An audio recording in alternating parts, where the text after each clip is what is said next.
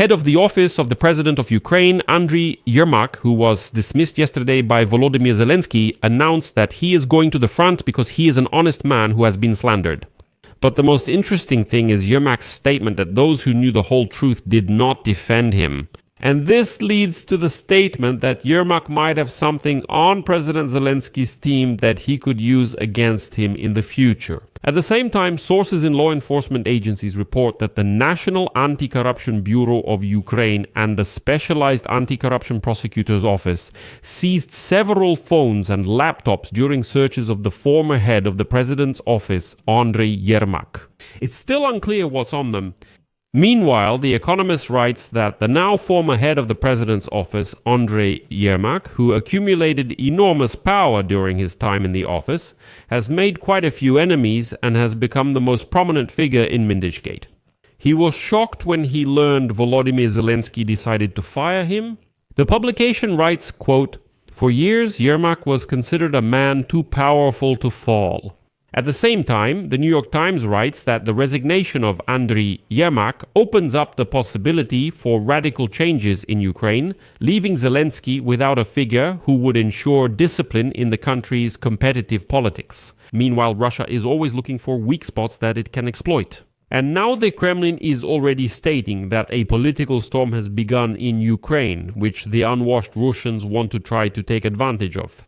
My name is Alexei Pichi. Let's discuss this topic together, but before we start, I ask you to subscribe to this channel, like the video, leave any comment under this episode, and subscribe to my Telegram channel, Pichi News. The link to it is in the description of this video. There we publish breaking news as it happens. If you want to support the work of this YouTube channel, you can do so financially with any donation or a paid sponsorship subscription using the links and details in the description of this video. There are a variety of platforms there, so choose any form of support that's convenient for you. I will be grateful to you for that. So, the former head of the Office of the President of Ukraine, Andriy Yermak, announced that he intends to go to the front a few hours after submitting his resignation. The New York Post writes about this, referring to a letter that Yermak sent to the editorial office of this newspaper. Quote, "I am going to the front and am ready for any repressions. I am an honest and decent person." And right away I had a question here. What kind of repressions exactly, says Andriy Yermak. It's obvious that he understands perfectly well that the political machine he himself created can now run over him as well. The New York Post notes that Yermak did not say when he plans to visit the front line or if he'll join the armed forces of Ukraine. It's generally unclear what that meant. What kind of statement is "I'm going to the front"? Well, actually, he is also mentioned in the Mindichgate tapes right now, although I should emphasize that no charges have been brought against him. But then Yermak writes, and I quote,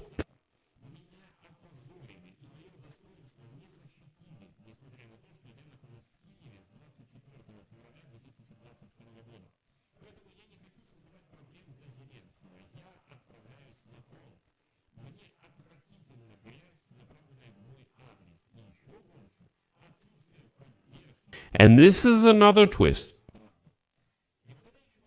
Andriy Yermak says directly that the president's office knows a certain truth that could have protected Andriy Yermak, but this truth was not used to defend the head of the president's office. And this, by the way, can even be considered a veiled threat from Yermak. After all, he also knows the whole truth about what happens behind the closed doors of the president's office. Well, or is this Yermak's way of protecting himself, as they say, preemptively? After all, as Ukrainska Pravda claims, National Anti-Corruption Bureau of Ukraine and Specialized Anti-Corruption Prosecutor's Office seized several phones and laptops during searches of the former head of the president's office, Andriy Yermak. Ukrainska Pravda reported that, according to their sources, employees of the National Anti-Corruption Bureau of Ukraine and the Specialized Anti-Corruption Prosecutor's Office arrived in the government quarter at around 6 a.m. on November 28. There is also information that searches were conducted not only at Yermak's home, but also in the president's office, specifically at Yermak's workplace, and in a room somewhere near the presidential administration. The searches lasted more than 6 hours, after which Zelensky made the decision to dismiss Yermak.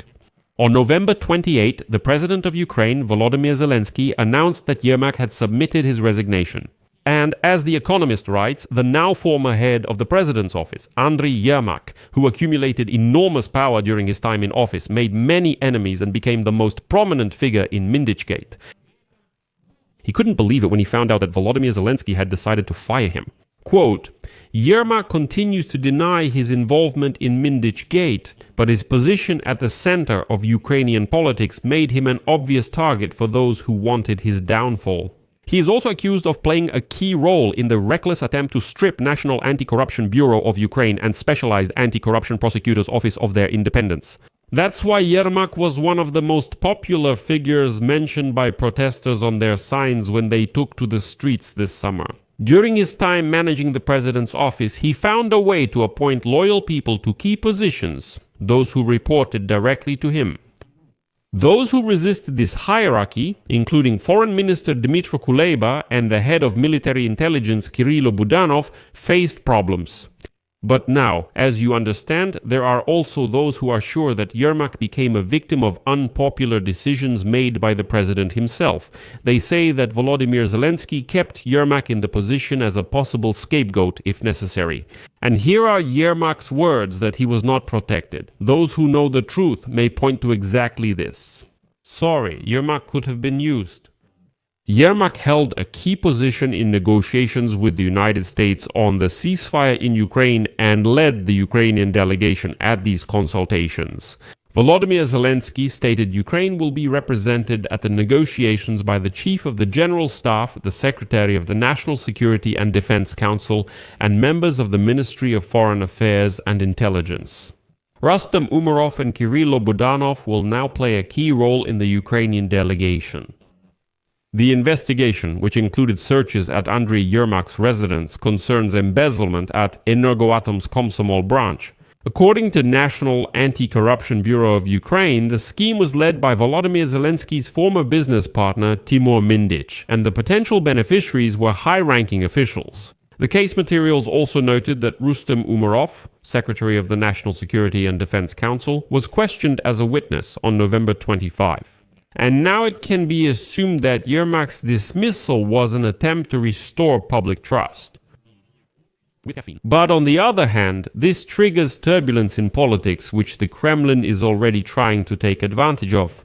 Russian President's press secretary Dmitry Peskov said today that political uncertainty is rising in Ukraine due to a corruption scandal and the resignation of Andriy Yermak, head of the president's office. But as they say, we have our own work to do. I will just note in conclusion that replacing Ukraine's chief negotiator from Yermak to Umerov or Budanov will not change the important security issues that are at the core of the negotiations. Negotiations are a team effort. If one person leaves the process, the mechanism doesn't change. It just keeps working the same way it did before. So, by no means should you think that if Yermak is dismissed, negotiations are over. I'll leave it at that. Share your opinions and conclusions in the comments under this episode. Subscribe to the channel, hit the bell, and don't forget to like. And of course, don't forget to support the work of this channel with your donation. That's all for now. Take care. Goodbye.